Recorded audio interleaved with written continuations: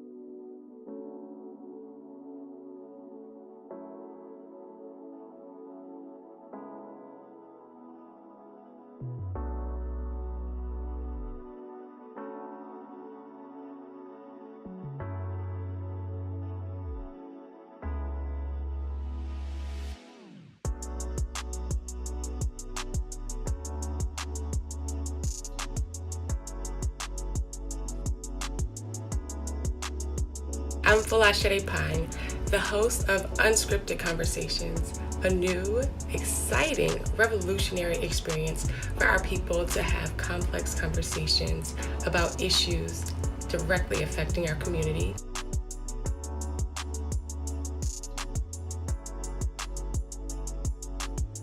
I'm Falashede Pine. Welcome to Unscripted Conversations. Today, we have a powerful conversation in store for you. We'll be talking about birthing justice as a human right. We're in the midst of a global crisis in maternal health care for Black women. In the United States, Black women are over 3 times more likely to die from pregnancy-related complications than white women, and their babies are half as likely to survive in the first year. In the nation's capital, the maternal mortality rate is almost twice the national rate. And the number of C-sections forced on women drastically increased since 1970 and carry overall higher rates of maternal mortality and morbidity, which is the post-birth health issues. Statistics show that 3 in 5 pregnancy-related deaths are preventable. This conversation will explore the personal experiences of our panelists, what birth equity looks like, and the work being done to fight for this human right. With us today, we have Bruce McIntyre III. Bruce McIntyre is a mental and maternal health advocate, educator, and activist who founded the Save a Rose Foundation after losing his soulmate, Ambrose Isaac, to an unscheduled emergency C-section. Since then, Bruce has become a fearless advocate for families and racial disparities within the medical system. His mission is to combat and dismantle systemic flaws within the medical system in order to create better birthing outcomes with a focus on birth equity. Courtney Glenn has supported families as a doula, childbirth educator, and now student midwife. Drawn to birth work through her interests and experience in public policy development and analysis, she has become intent on amplifying issues of birth and reproductive health disparity. By training and supporting families in the community that she is a part of, Courtney hopes to educate and support in a way that makes personal choice and out of the hospital birth available to everyone who desires the experience. Folashade Ogumokun is the founder and CEO of Unscripted TV. Her experience as a mom is what pushed her into the work of redefining the way we see ourselves in the media. And her experience with her son's birth is what brings her into this conversation today. More than 10 years ago, she was forced to have an emergency C-section, which has been an experience that many women of color can relate to. She hopes Unscripted and shows like Unscripted Conversations can help bring change to the way we navigate our future as a community. Thank you to each of our panelists. Are you looking for content authentically created by and for the Black community? Visit unscripted.tv, an SVOD platform for Black audiences that's free and Black-owned and operated. No other platforms for Black audiences offer 24-hour free streaming and on demand. Join the creators and businesses building a meaningful fan base through cooperative economics. It's Black, it's free, it's unscripted. Visit us online and download on your devices. Let's get into the show. All right, so today's conversation on birthing justice is critical, and it's really important for us to establish birthing justice as a human rights issue. This is not just a women's issue. It's not a Black issue, but this is a human rights issue.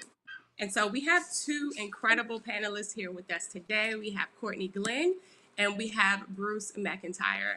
And I just want to give them a moment to introduce themselves and just share a bit about what brings them to this conversation.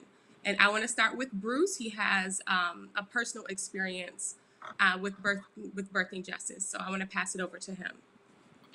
Hello, everyone. Bruce McIntyre III, founder of the Save a Rose Foundation and the partner to Ambrose Isaac, the father to Elias Isaac McIntyre as well. And I meaninglessly lost Ambrose Isaac due to medical negligence that stemmed from an emergency C-section, and she didn't make it. And I've been doing this work in her honor since her passing of April 21st, 2020. Our story has went viral. I've been speaking on an international scale to try to help mothers and families and prevent them from facing the same fate. Thank you so much, Bruce, for sharing your story. And now I want to pass it over to Courtney to give a bit of her background and what brings her to this conversation. Hi, everyone. I am Courtney Glenn, a childbirth educator and student midwife based in Richmond, Virginia. I have been doing birth work, committed to helping grow families and communities for the past almost 13 years.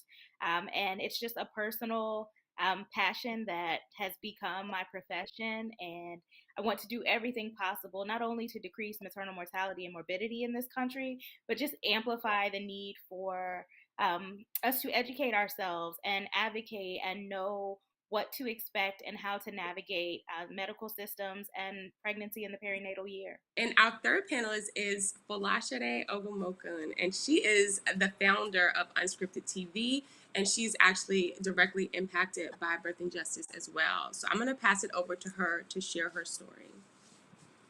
Thank you so much for kind of making this completely full circle. I think that we have an amazing group of people here. And the reality is that while both of them have direct experiences and are working in this birth justice or reproductive justice, my experience was from what I went through 10 years ago when I had my son. The reality is that I ended up having to get a emergency C-section so that my doctor could go on vacation. So it's very unfortunate, and I know that there's a lot of people who have very similar stories, especially Black women. Almost all of my friends ended up having emergency C-sections that wasn't a part of our plans, and while we're all able to kind of walk away with a scar, I know that there are a lot of people that weren't able to walk away from the situation. And by having a platform like Unscripted and by having a dope person like Folashade who's able to run a show like Unscripted Conversations, I thought that this was a super important conversation that we needed to address right now so that we can really figure out steps and ways to protect not only our Black women, but reality is our Black community so that we can continue to bear children, so that we can continue to grow. So I thank you for being a part of this conversation, everyone who's on it. And I want to get into it and figure out what we can do. So thank you, Folashade. Thank you so much, Folashade, Courtney, Bruce, for giving the audience a bit of background about who you are. And I just want to touch on why you guys got into the work that you do, especially Bruce and Courtney, because this is your everyday work. And so I want to go ahead and start with Bruce again to tell a bit about the work that you're currently doing and how you got into this work in general. So I got into this work after losing my partner Ambrose Isaac due to an unscheduled C-section that stemmed from medical negligence. I've been doing this work in her honor since her passing of April 21st, 2020. And since then, I've become an educator, a human civil community maternal rights activist. I've also got into policy making. Right now, we're currently trying to bring a freestanding midwifery-led birthing center to the Bronx. I was actually a part of the efforts in getting our midwifery bill passed and signed by Kathy Hochul, which will allow us to now operate midwifery-led birthing centers in New York State. We're right now we're trying to bring a maternal a van, what we call womb bus, and this will offer prenatal, postnatal services to the underserved communities of the Bronx and hopefully beyond. Just so we're taking care of our people until the birthing center is up. We also have a scholarship program called the Ambrose Isaac Access to Home Birth Scholarship, which offsets the cost of insurance premiums, and it allows people with such like Medicaid to have successful home births without having to pay much out of pocket at all. And we have this program up until we are able to figure out a way that we can make insurance, such as Medicaid, cover for home births.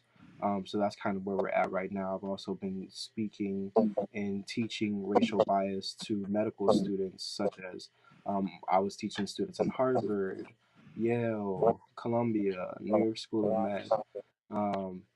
So I'm currently constantly doing this work every day. Our documentary Aftershock just dropped as well. And it was known as, it got rewarded as one of the most impactful films at Sundance. And then I'm also in another documentary called Everything's Gonna Be All White. That's going to be premiering on Showtime on February 11th this month. Wow, Bruce, you are doing incredible work, and I want to thank you for dedicating your life to this work. You mentioned a lot of really important things. Having Medicaid cover things like home birth.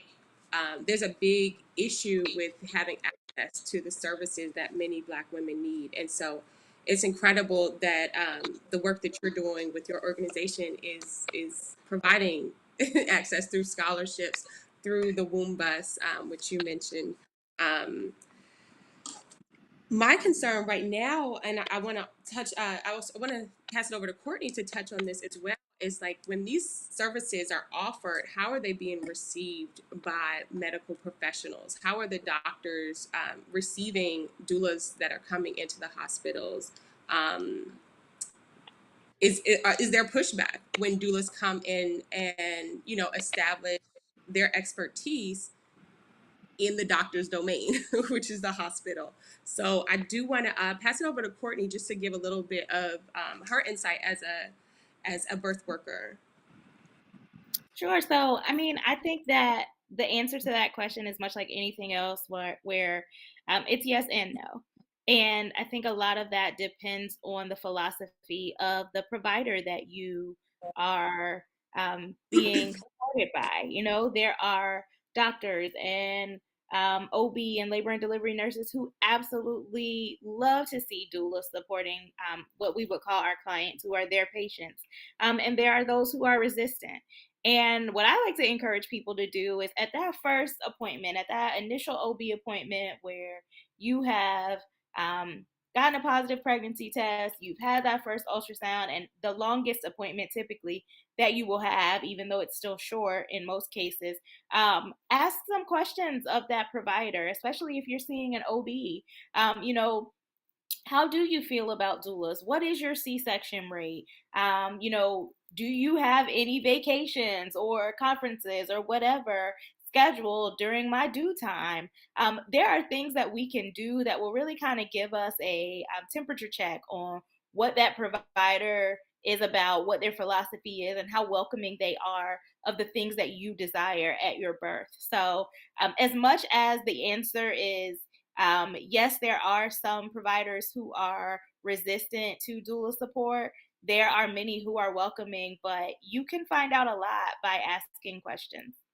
Are you looking for content authentically created by and for the Black community? Visit unscripted.tv, an SVOD platform for Black audiences that's free and Black-owned and operated. No other platforms for Black audiences offer 24-hour free streaming and on demand. Join the creators and businesses building a meaningful fan base through cooperative economics. It's Black, it's free, it's unscripted. Visit us online and download on your devices.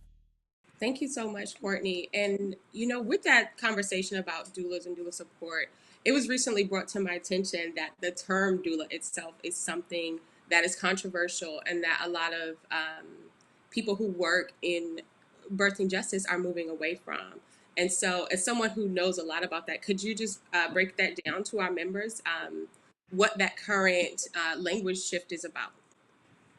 Yeah, so I think in recent years, we have shifted away from the term doula and birth worker. Not only is it a little bit more all encompassing in the sense that most doulas, particularly Black doulas, are not just with you when you birth your baby and then leave. We are in your home supporting you, after, during that postpartum period, or we are with you and your family, answering questions, getting to know everyone who will be present at your birth and in your home and what your family and community support looks like. So a lot of us call ourselves birth workers now. Doula, the etymology of the word in Greek means female slave. So in addition to, our, particularly as Black women, thoughts about our ancestors being enslaved people and not wanting to continue that connotation of the word, many of us have moved away from referring to ourselves as doulas, but more so birth workers. Did you want to chime in, Falashe? No, it's just there's so many conversations and so many things that we don't know is rooted in the past, and we have to like continue to live through things and try and adjust, and sometimes without information that can really affect how we move or why we move that way. So it's just it's sad that a lot of times I'm learning things from having these types of conversations that we're putting on, like, and I don't, it's uncomfortable. I mean, the language of birth is so loaded, right? Like, just like, in addition to, the term doula versus birth worker, but also things like, you know, in the conversation that we had about your son's birth, right? Like this idea that you had a C-section, or, sometimes people will say, like, I remember a client asking if a hospital would allow her to eat during labor. Like, you do not need permission to exist and do the things that will fuel your body and help you birth your baby. There are lots of conversations that I tell clients all the time. If you go on a tour of a particular hospital and there are certain words that you hear or the way that they are framing things that make you a passive actor in the birth of your baby, you should, like, that is a sign that, maybe this is not the place to birth this child. And ask a couple more questions of your provider, because if they support birth here, this is where they work, it's likely that they are comfortable with things that are not going to lead to the outcome that you desire. That's a very, very good point. It's, making sure that people um, feel like an active participant in this process and not feel like they're being talked over or discounted. And so that makes me think of you, Bruce, as a male who is doing this work. I mean, males are not the predominant birth workers. And I had a conversation with someone yesterday who said there's no such thing as a male doula. Those things, men are in this work, but not at this point. You're probably considered a minority, a rarity in this work. So, what has your experience been like as a man advocating for birth justice? I mean, it's been very interesting actually, stepping into this work, because I've always been, like, I'm really big on history, and I'm really big on my activism work, before maternal health. And stepping into maternal health was definitely a challenge for me, because it was something that I actually had to sit down and learn. um, at the time, of our pregnancy, I barely knew or understood what a midwife or a doula was for. So it was actually me who did the research, and I was the one who found our midwife. Um, but coming into this work, and trying to educate people on maternal health, sometimes you don't want to cross boundaries, of course. Like, you don't want to tell a woman about herself or about her health, because sometimes you just feel like that's not your place. But I feel like I've been getting a lot of good feedback, because all of the information that I bring forward has been accurate. But I have stepped into spaces, like, I'm also a part of the New York State Birthing Center Association, which are all female midwives. And there are only, few of color at that. And when I first got invited to be at the seat, people were just really confused to why I was there, who I was, and basically, um, why I feel worthy enough to be a part of this committee.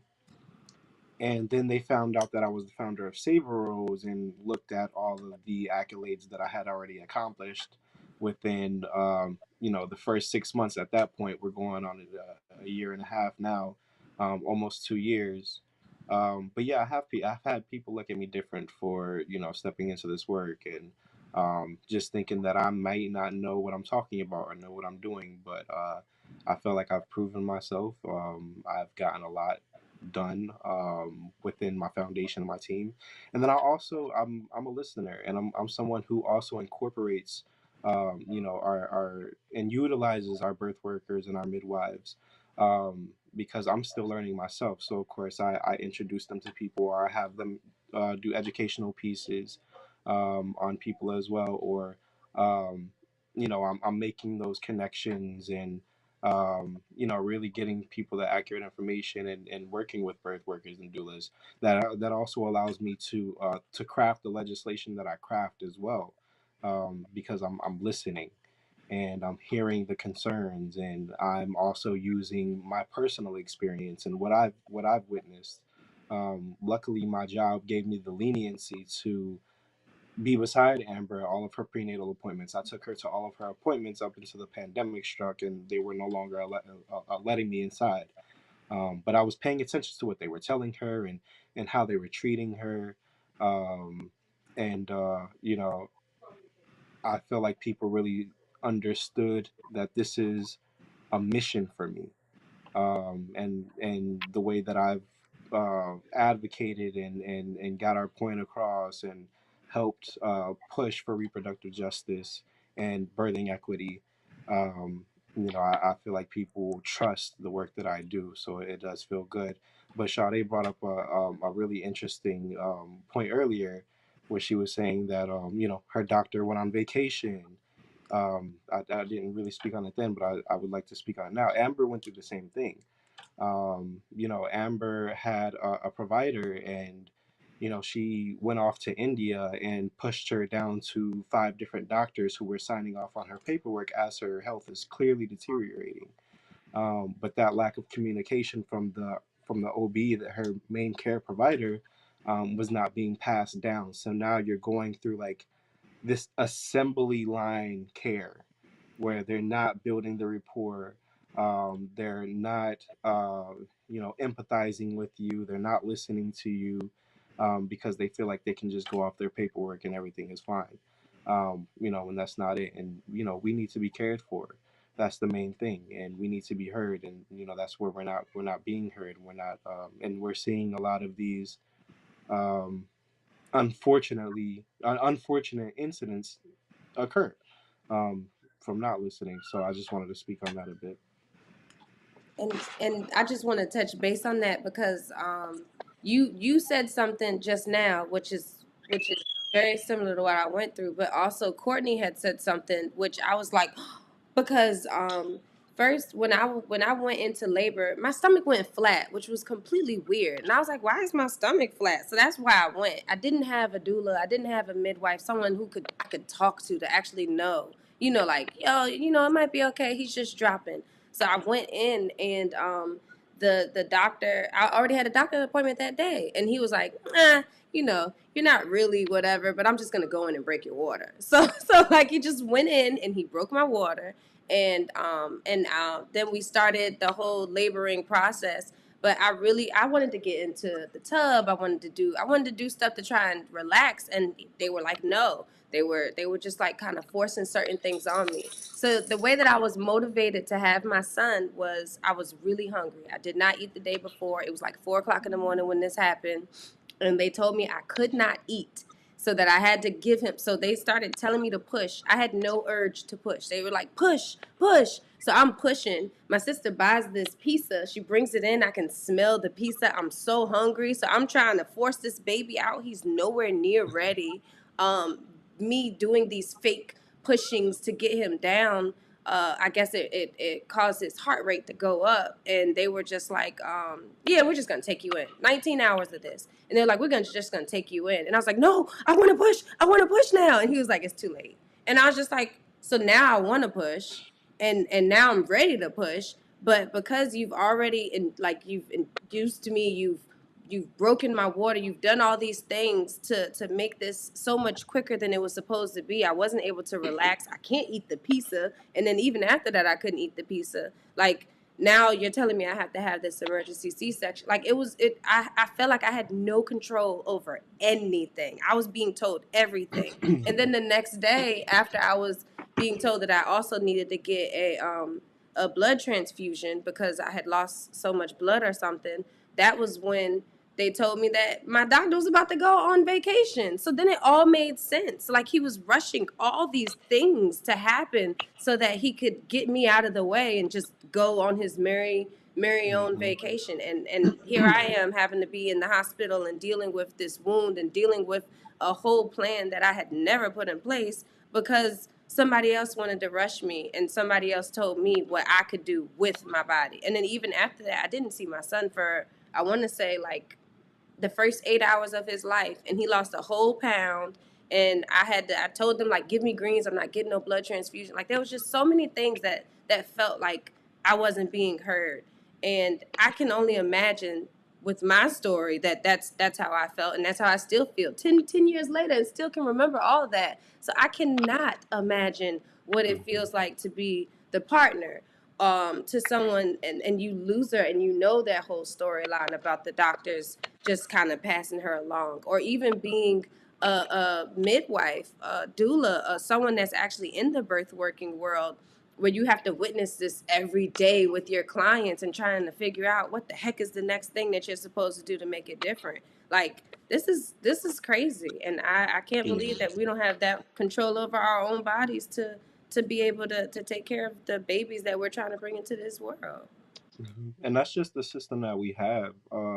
As you're seeing, over 60% of the women that are receiving C-sections don't need the C-sections. Um, that's more than half that we're talking about. And these hospitals are collecting those incentives because it's now it's becoming a now it's becoming this surgical issue, and now the hospital is receiving like 50% more than what they would have made from a natural birth. And that's what we're seeing in these underserved areas, where a lot of these hospitals are making up for their budget cuts by cesareans. And that's just the sad, unfortunate truth. And yeah, like Amber was being passed down, she was getting that assembly line model of care. It was actually our midwife that brought to the attention that Amber's health was deteriorating rapidly after receiving so much neglect and so much incompetence. That I found our midwife. We got her medical records over, and our midwife the next day was breaking down everything that was going on, because she was unable to accept us, due to Amber being so high risk at this point. And our OB was not making us aware of any of that. We actually ended up, since we couldn't go to a birthing center, we couldn't have a home birth. We ended up going to another hospital where her mom actually worked at for 25 years out of Amber's 26 years of life. It's still the same, under the same Montefiore umbrella that she was seeing from her first provider. And they're filling her mom with these empty promises. Oh, we're gonna take good care of her. We're gonna take good care of her. She's gonna be all right. While they're losing her paperwork, they're canceling her appointments, and trying to reschedule. They actually rescheduled her last appointment to a few days after she passed away. So that would have been detrimental towards saving her life. And once we get into the hospital, her health is so bad. They're trying their best to blame it on COVID, and maybe it's COVID. They don't know what she has. Tested her 3 times for COVID, came back negative every time. They're still telling her they're going to treat her like a COVID patient. Her head surgeon never showed up for her, and she got passed down to much younger doctors, which I'm still unclear of, but I do believe that they were residents at the time, because they were letting residents and undergrads perform at the hospitals during these times as well.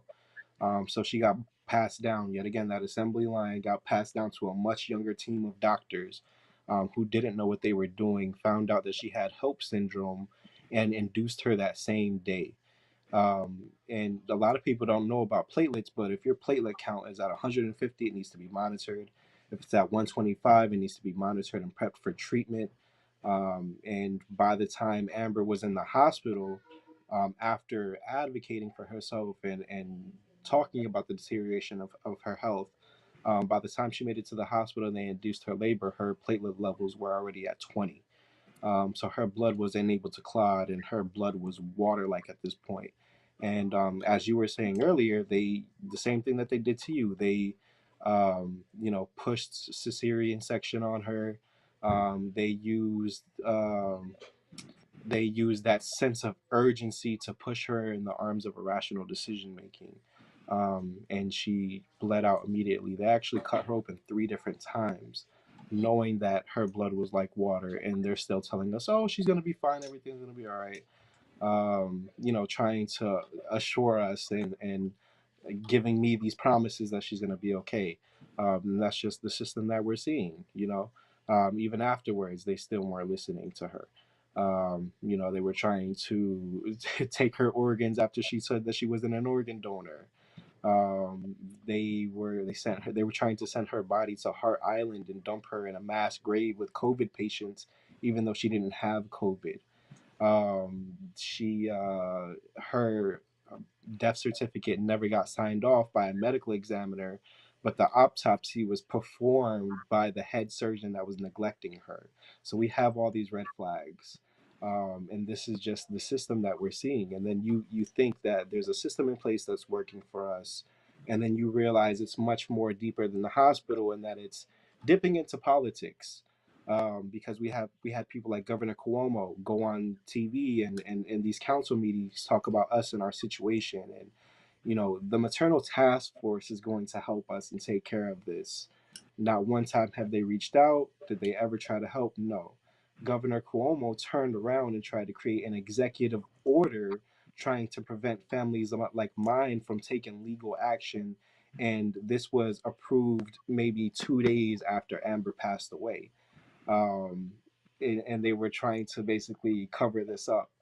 So this is why I've gotten into the work that I've gone into, and have been so refusious, and just been going so hard at this, because this is the system that we're seeing from everyone.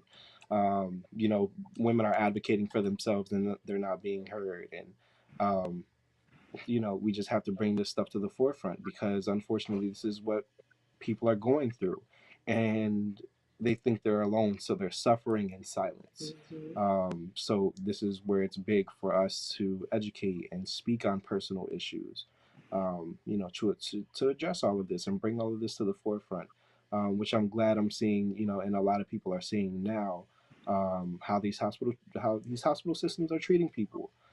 There are women who I've spoken to personally who are scared to death to go inside of the hospital, where they felt like they needed to just give birth at home by themselves. That they felt like they had a better chance at doing that, and fortunately, we were able to get them midwifery care and things like that. But there are women who are scared because of these issues, because it's a very real issue. We have a bill also that we're bringing forward called the Ambrose Isaac Act, which pays reparations towards families like mine.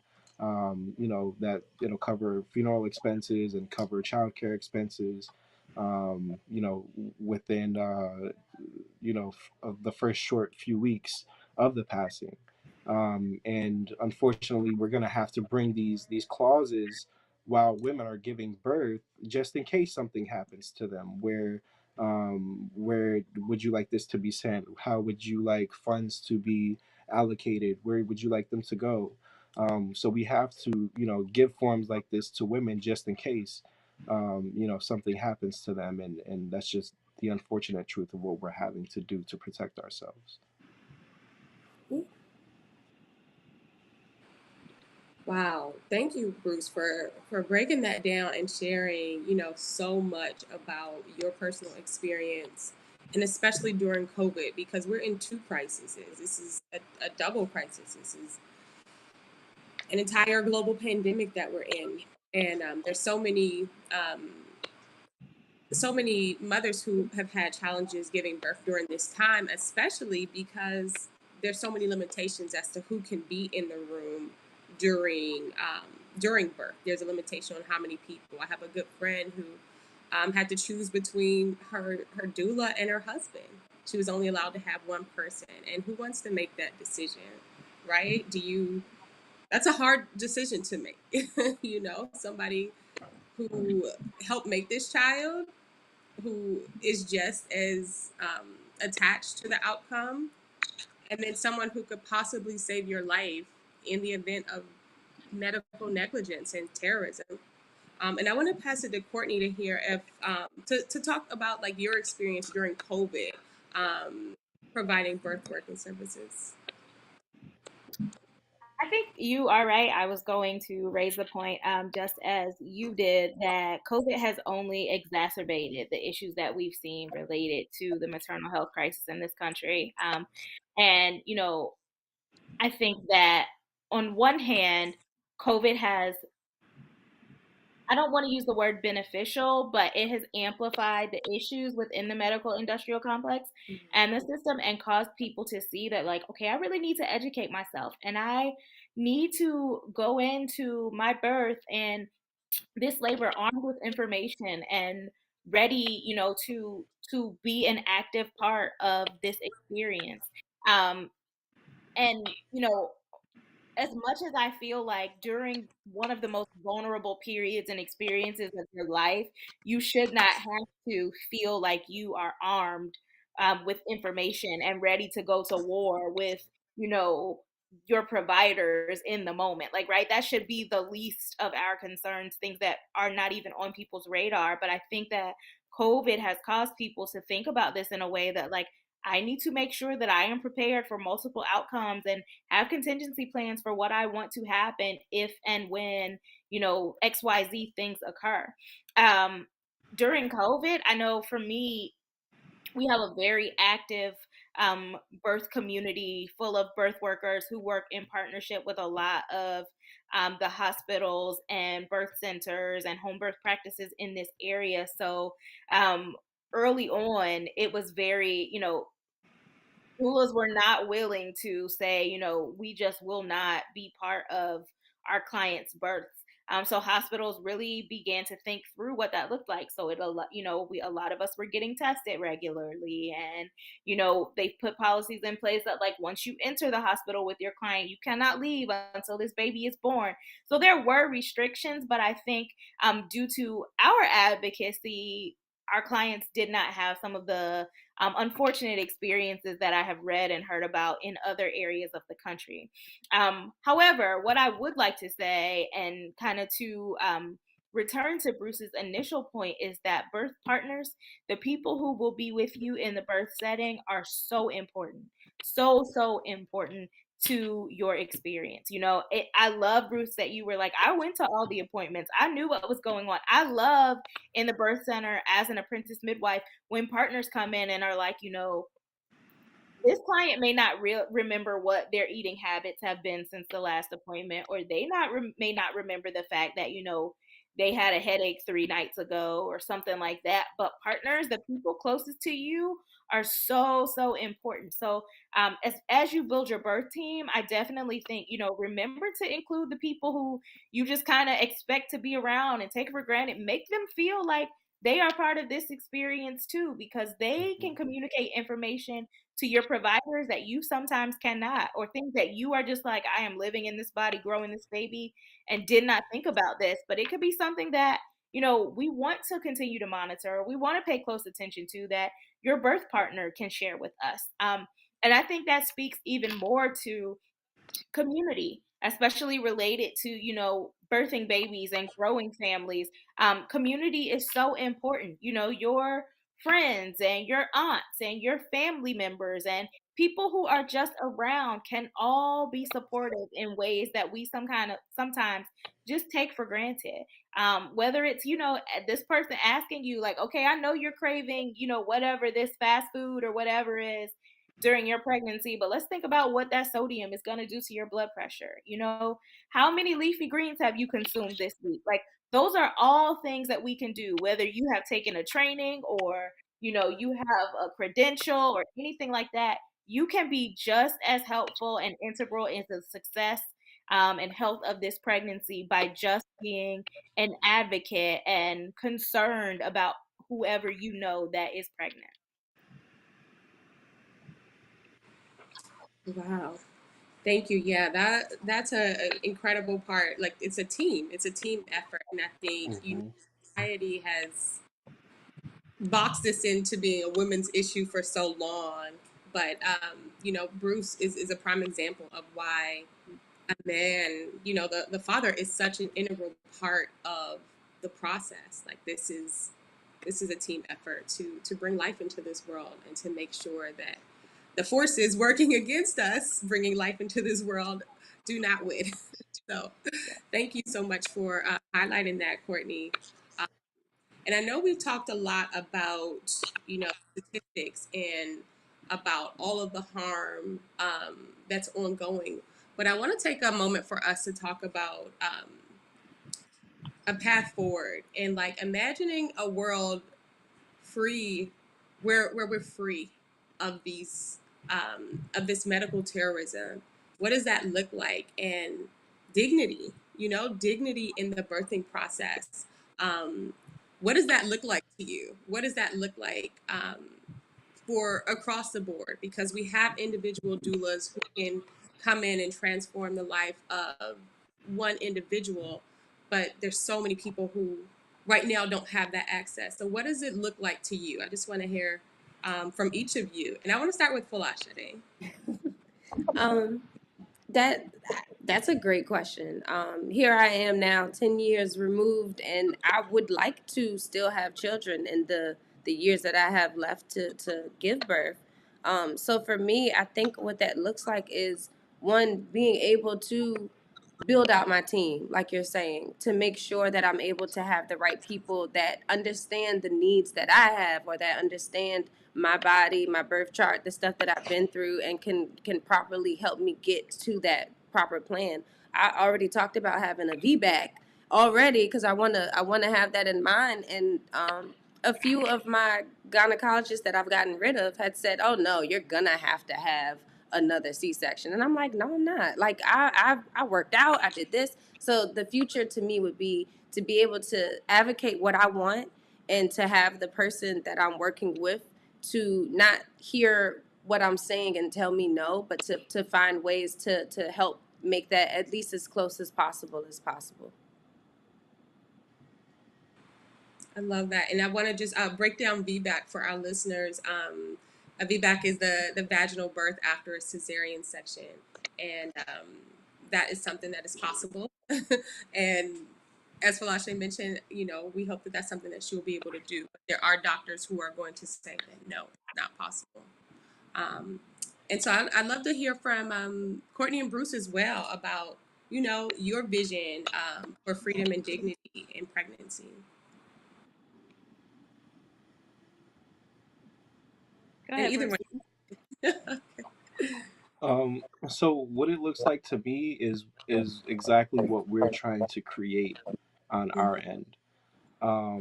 More people that look like us from our community. People that can empathize with us. Um, you know, free midwifery led birthing centers where we are seeing um, better birthing outcomes. And it's actually a cheaper and a more affordable option. However, it's not through insurance, because insurance doesn't want to cover it. Um, not receiving because we're not receiving the standard of care. We need quality care. We need universal health care. Um, we we need to be treated like everyone else. We need to completely dismantle and reimagine the system, because there's people talk to me all the time about restoring faith in the system. There's no putting faith in the system that was designed to work against us, and not for us. We have to completely dismantle and rebuild, and reimagine if we want better birthing outcomes. As you see, after a black, brown, or indigenous woman gives birth, they're already ready to tie their tubes or put them on some sort of care where they're not receiving children anymore. But they're not doing this to Jewish women. Jewish women are keeping their wombs completely protected. They're having 5, 6, 7 kids, no problem. And they're receiving that care. But whenever it comes to us, it's like they're trying to stop our production. And right now what we're seeing in our system is clearly genocide. um, that needs to be abolished completely. And we just need to be seen like as human beings that we are, and that we feel just like everybody else feels. We don't tolerate pain better than another demographic. And that we have feelings, and we want to be treated with respect and dignity. Um, and it's just I say this all the time. It's real unfortunate that We have to create laws to protect us. We have to create laws to treat us equally. We have to create laws to get respect. Um, we have to create laws to be heard. And that just says enough about what America is. Um, and when I say like completely reimagine the system, this system was put into place and thought of in 1815, and then pushed into the general hospitals in 1830, and then it moved on to J. Marion Sims and him, the gynecologist that was performing on slaves. And then following his model of care, and they actually just took down his monument in Central Park in like 2018. So like they're just now catching up and catching on. Um, but yeah, and then also another thing that I'm seeing and that I'm also trying to change as well. There are women who are wanting to become midwives, but they can't do that in New York State. So now they're having to go to California, to Florida to become midwives, to get licensed and come back and serve their communities. And that's not something that we should be doing.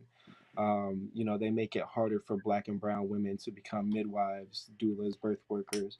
Um, and it's done like that intentionally, so that white women can craft the profession of midwifery. Even though it was something that started with us, and even when we were on the plantations, we were the medical providers, we were the birth workers. And it's just another way of whitewashing, and them taking what is ours yet again, and trying to sell it back to us. So we just need to completely revamp that whole situation, and make things easier for our people. Like with our midwifery birthing center bill, we didn't get everything that we asked for. Even though we can open midwifery-led birthing centers, it still affects Black and brown communities who can't afford to purchase land and then go through the application process. Those, that's mainly built for someone that's already established. So really just trying to define those lines, and make things more accessible to us. And that's what we need. We need access, and we need to, what I tell people as well is we need to come together as this big umbrella and just have a bunch of networks under us. And that's just what we need to be doing as a Black community.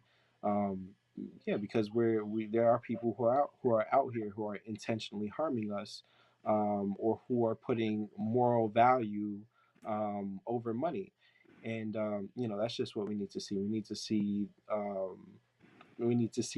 people being taken care of over money. um, we're not just a number, we're not just a meal ticket. We're people with lives and families, and we need to be recognized as such. Wow, that was so powerful, Bruce. You summed up so much in your just in your vision. So thank you so much for sharing that. And I'm gonna pass it over to Courtney as well to hear her reimagining of birth. Much like Bruce, my ideal looks like midwifery led maternity care. We need a paradigm shift that um, centers the pregnant person, right? This woman, right? Like, I think, as Bruce said, historically on the plantation and in our communities after slavery, the midwives were pillars in their communities. And we need a return to that. Midwives are experts in low intervention, normal birth. For most of us, no intervention, right? So, a lot of people see an OBGYN who is skilled in obstetrics and gynecology, but most births are low risk. So why would that person not see a midwife? How much better would our care be comprehensively if your gynecologist could focus on your fibroids, or, your ovarian cancer, or whatever, issue that was going on within your reproductive system, and allow the midwives to focus on birth. I think Black midwives, especially out there, are a number of types of midwives, particularly professional midwives and nurse midwives. And as the apprentice that I am, an apprentice professional midwife, there are 2% of us that are Black. We need more of us in these communities. And like Bruce said, we need access to training and, access to skill shares and the ability to train. A lot of us, myself included, have come to this work after being in another profession. When you apprentice, you don't get paid. How many people is that excluding from the training? How many Black midwives are left working in another field because they have families or responsibilities that do not allow them to take 2 to 3 years out of their life and learn for free? What does that look like? We need accessible care, like Falashade was saying. You need a team that is going to say VBAC is possible. You have been doing the work to prepare your body. We support this, and continue to have conversations about what that looks like and what the risks might be, but how we're going to mitigate them and how we're going to look ahead during your pregnancy and labor to make sure that this remains safe. And in the event that for whatever reason someone's birth now is no longer low risk, if something changes, then we can access a higher level of care in a hospital system and get the support of an OB who is a surgeon, So, like, those kinds of things are my ideal. Let's be in conversation with one another. I certainly do not believe that, the medical industrial complex and people, particularly Black people, should be at war, right? This requires a collaborative effort. But until we get to that point, we have to arm ourselves with knowledge and information that sets us up for success and allows us to reproduce in the ways that we desire. So ideally, I know that where we are now and where we want to be, there is a lot of distance in between. But I think it's conversations like these. It's the work that Bruce does. It is the community of birth workers that I am in. It is you all having these conversations with your pregnant friends and, making the efforts to educate yourselves before you have children that makes the difference and gets us closer to our goals. Wow. Yeah, Thank you. and I'm really glad that you actually say that, because we see so much of that going on, that it's becoming the norm to us, and I hear that from a lot of people. But I'm in these city council meetings every month, and I'm in these council hearings every month. I've actually been on calls with the committee of health, and the judge will call them out. Hey, you guys need a midwifery department. Will you spend $50,000 out of your company's budget? You guys have billions of dollars. Will you spend $50,000 per year for a midwife and a midwifery department? And they'll say, oh, well, it was on our list. Oh, it was on our plan board for next year. And the judge calls them out. No, it's not. No, it wasn't. I don't see this in any of your plans. Because they're clearly putting profit over people. The judge will tell them, you guys have more than enough to spend that for a midwifery department, and they'll flat out lie in your face, saying, oh, we're thinking about it, we've had talks about it, when they clearly have not. So really just calling that out, and calling it for what it is, which is also why I've gone into this work, because in the art of war, the best way to get somebody's attention is going for their pockets. And which is why I've started up these businesses and getting them aligned, because okay, you guys don't want to take care of my people, I'm gonna help take care of my people. I'm gonna bring people together, and we're gonna take care of us. We don't need to be putting money in your pocket. I see my tax money isn't even saving me. I'm paying for my own ticket. So it comes down to us building for ourselves and putting money into our own communities versus giving it to these people who aren't caring about us. Because we literally gave birth to our son, and Amber passed away, and I have doctors tapping me on my back. Oh, you're gonna be fine. You're gonna be all right. You're gonna be okay. As they get to go home and have lunch and dinner with their families. And that's something that's going to stick with me forever.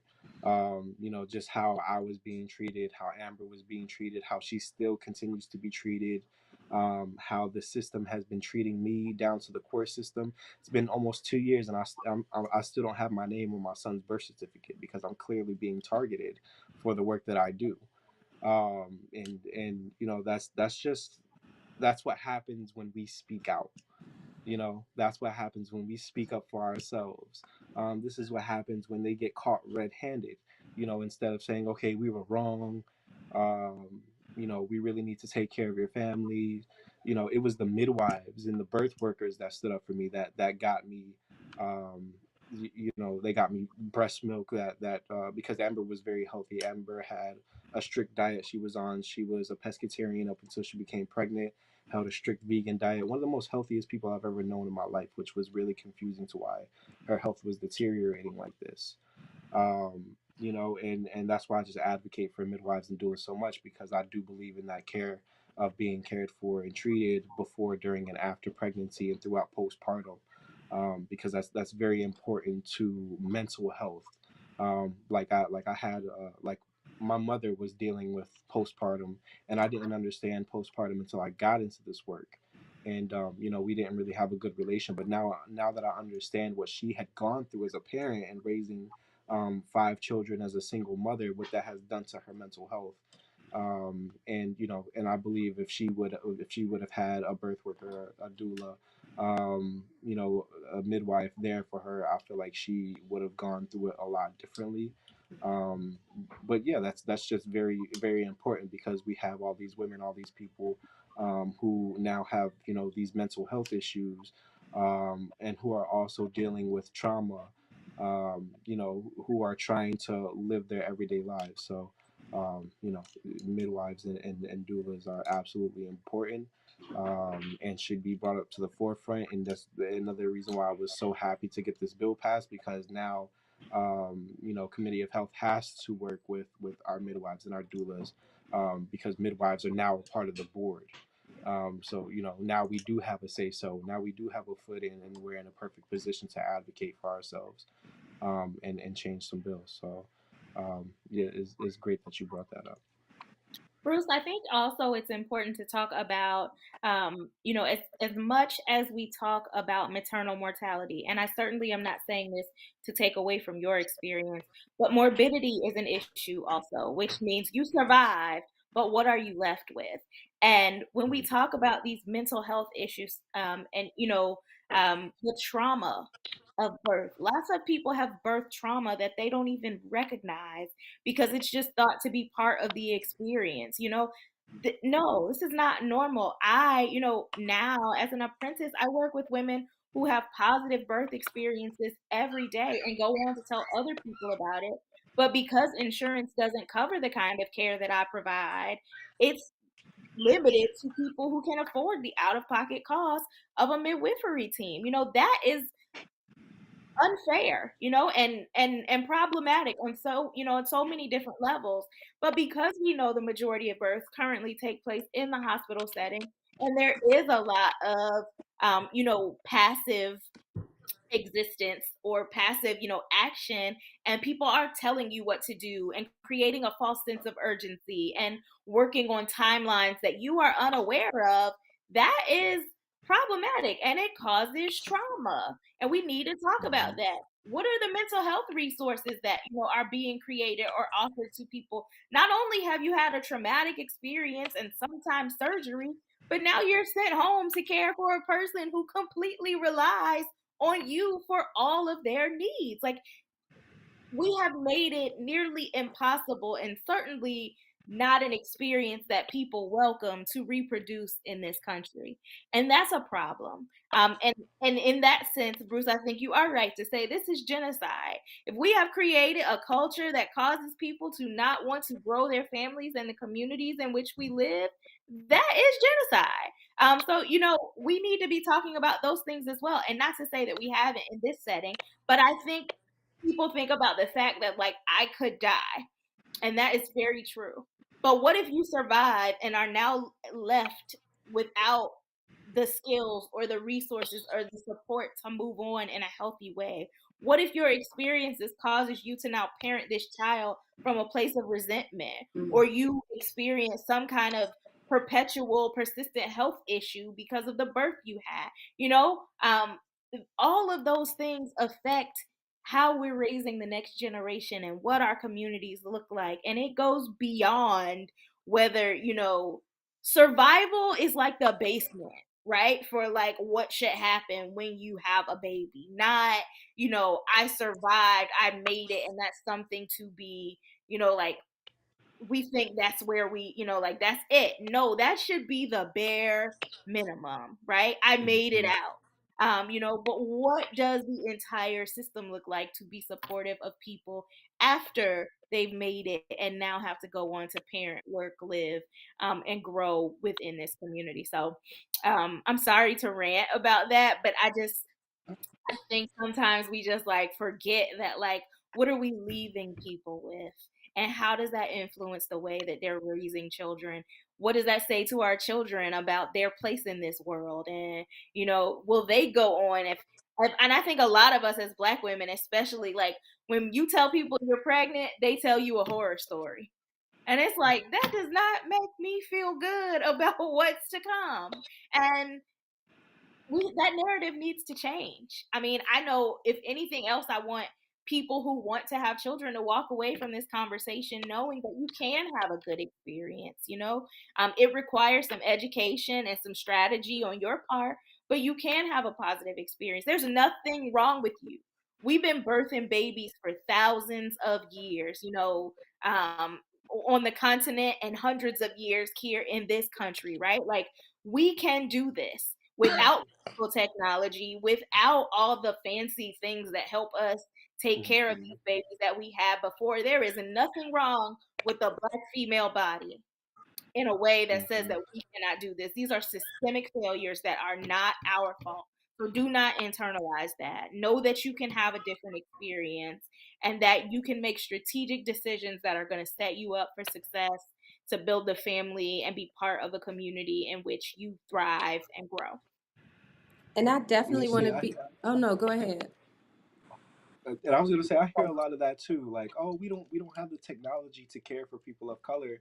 And the sad truth about it is, as messed up as things were for our great grandparents, it was a lot. It was they were. It was a lot safer for our Yes. great grandparents to give birth Yes. than it is for us today. And that's just the sad truth. And we're supposed to be moving forward. We're supposed to be the most advanced. And yet this is what we're seeing.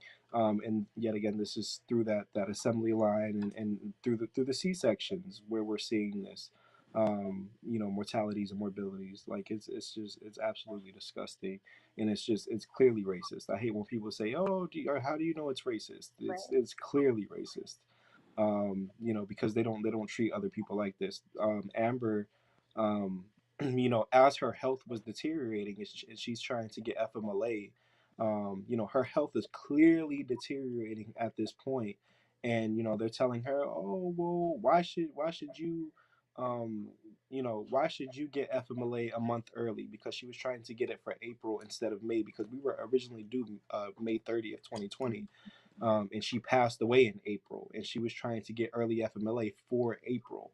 Meanwhile, there were white women at the same time who were due after Amber, who were getting early FMLA, early disability. They got to stay home with their families, and got to be safe, while we were out dealing and handling with COVID and trying to navigate through that.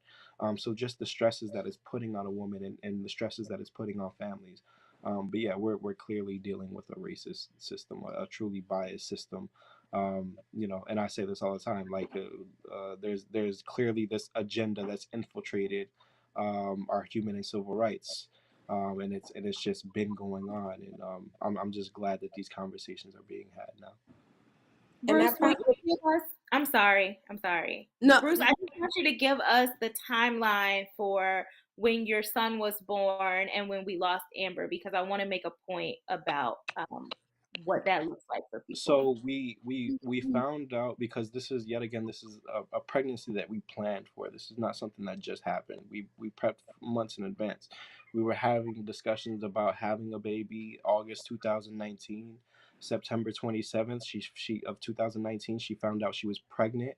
As of December 2019, her platelet levels were deteriorating at this point.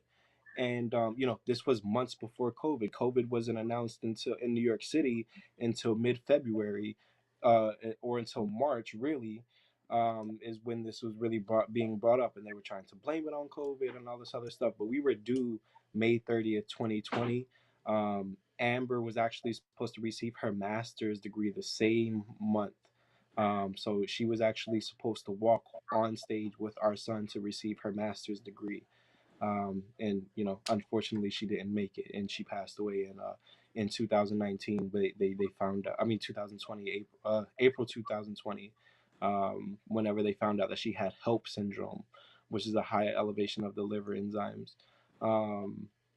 And that's when they induced her labor, April 20th of 2020. So our son was 40 days premature. Um, and we thought we had all this time, but we clearly didn't. They were losing her paperwork. They were, just doing all this mess. And they really should have been on top of her care. They had 4 months before the pandemic even started to take notice of this, and they didn't. They had 4 or 5 different OBGYNs signing off on her paperwork as her health is deteriorating, as if everything was fine, everything was okay. And yet again, it took a midwife early April. She looked at our paperwork one time and could already tell what the problem was.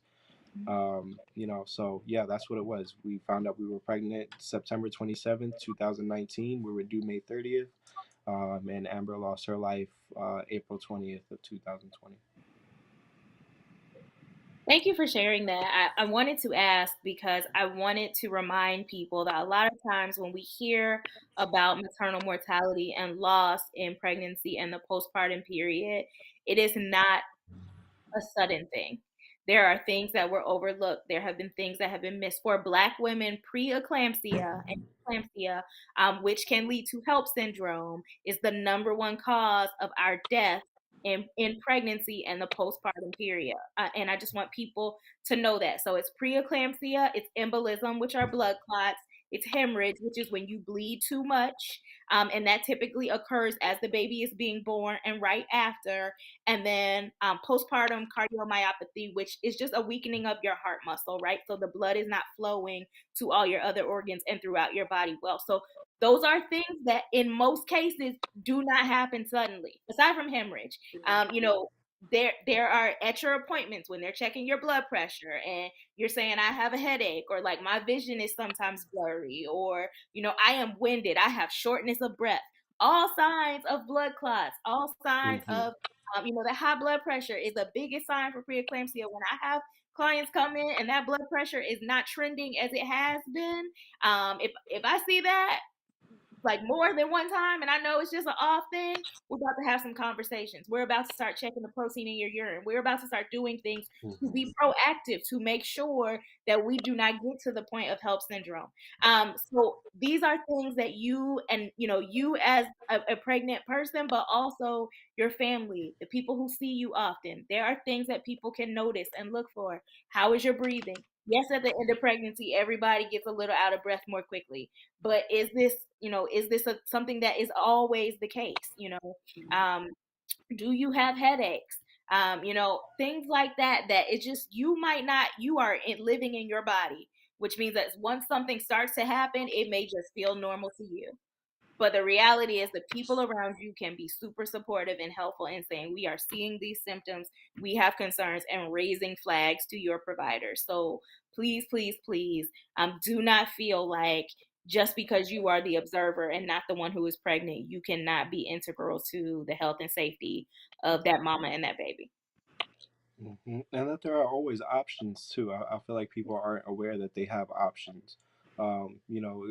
After Amber's passing, even though after stepping into this work and speaking to so many doctors and going over her records and speaking to doctors around the world, really, not just in the U.S., they were bringing to my attention with the way that her platelet levels were designed at a certain point. Even though she gave birth prematurely by 40 days, um, there was still an option of pulling the baby out 6 weeks prior to that and saving both of them.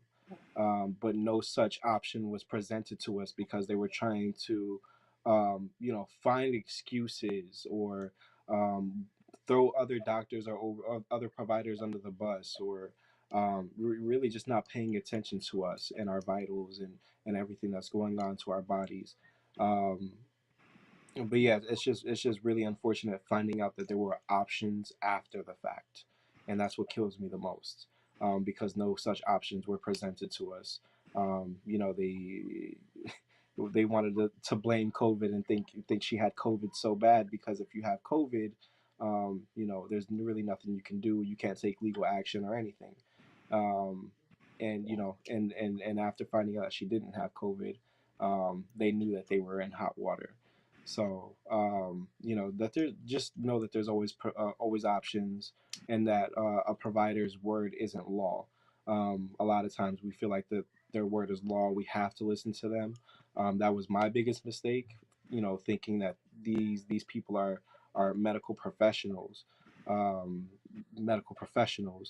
who know what they're doing, and I should be calm and let them do their jobs. But clearly we have to intervene, and we have to advocate for ourselves and our partners until somebody hears us. I tell people all the time, hey, because they come to me, hey, my provider isn't looking at me.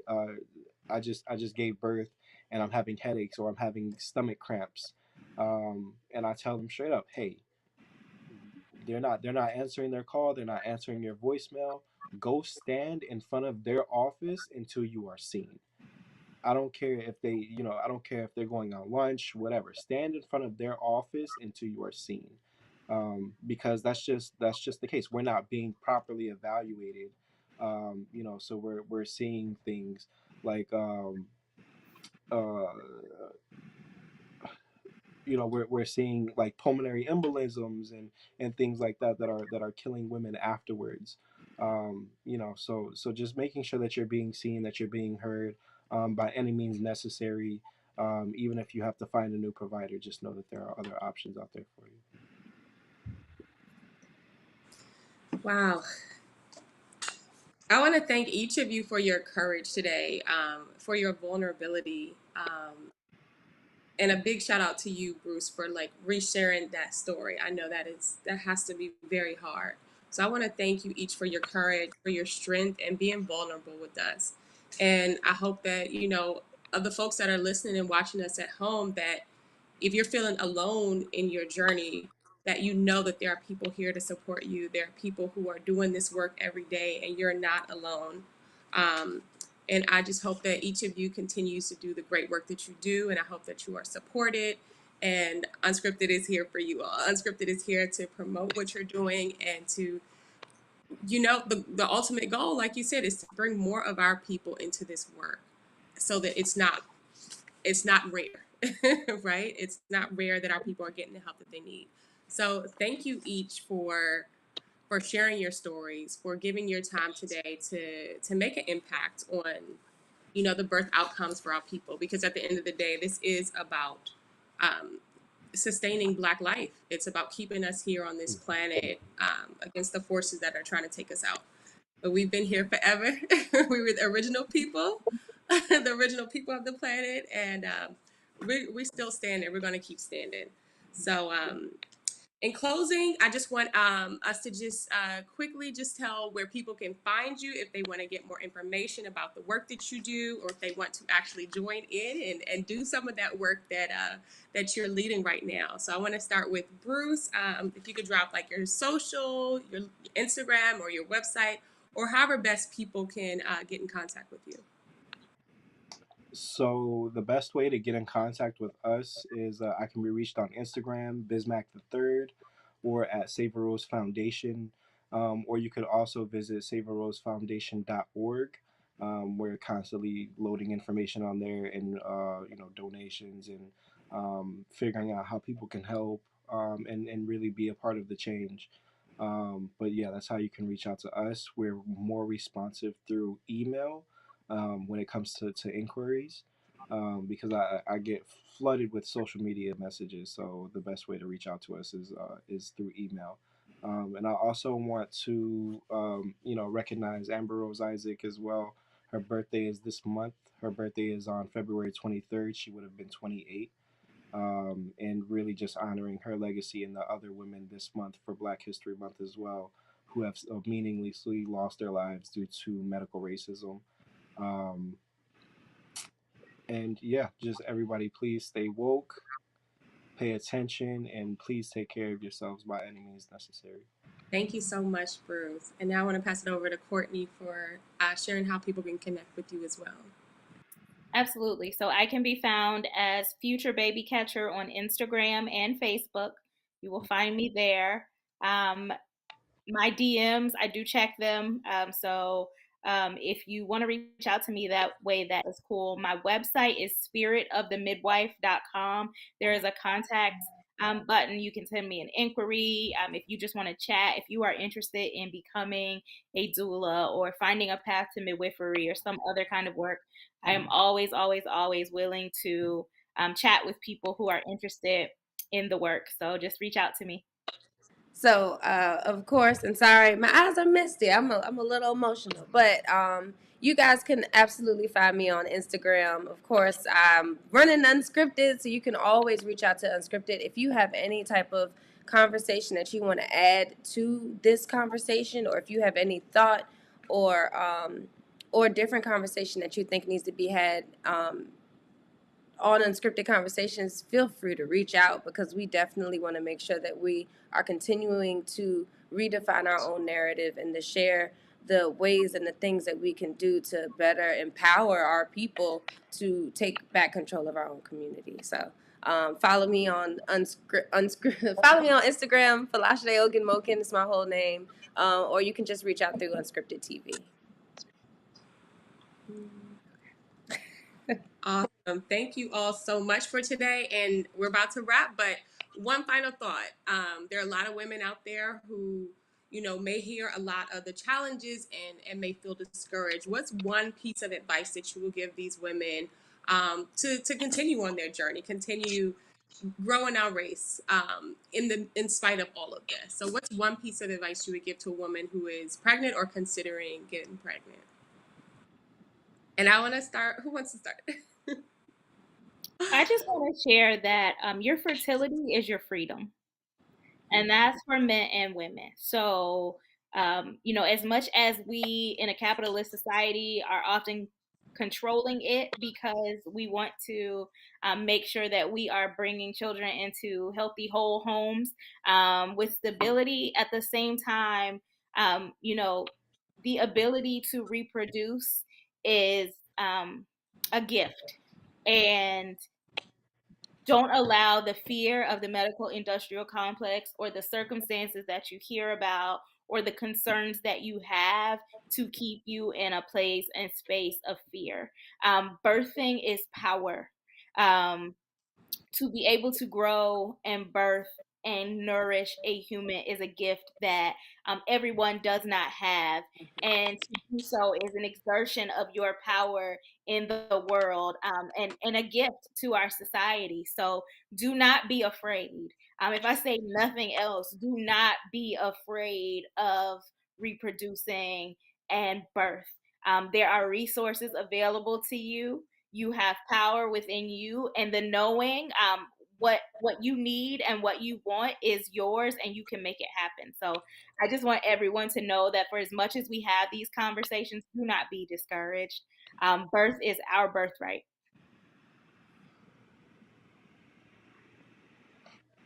Yeah, and I completely agree. But my message would be to see a midwife right off the bat. But whether it's before you're planning on starting a family, or if you're already starting a family, please just see a midwife to find out all of your options. And receive options that are completely non-biased. Um, that would be my piece of information, because midwives save lives, and I truly believe that. Um, and they'll find the options for you, and they'll present these options to you. um, there are people who tailor to your needs. And if we're not tailoring to the need, then we are not meeting the care. So yeah, see a midwife, please. And mine would be agreeing with both of them because I, I wish I had an advocate. I wish that I was able to do certain things, and just being able to have these conversations with both of them and all the work that they've been able to do, I feel I agree 100%. One, get a midwife, and two, fertility is your freedom. So like, yeah, I took both great points from you guys. Midwives save lives, and fertility is your freedom. And I respect and I agree with both of you. So thank you.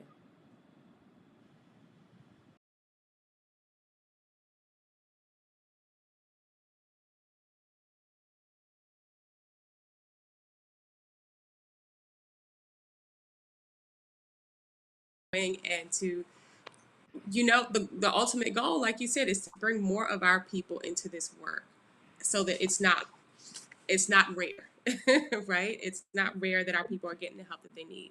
So thank you each for sharing your stories, for giving your time today to make an impact on the birth outcomes for our people, because at the end of the day, this is about um, sustaining Black life. It's about keeping us here on this planet against the forces that are trying to take us out. But we've been here forever. We were the original people, the original people of the planet, and we still standing. We're going to keep standing. So in closing, I just want us to just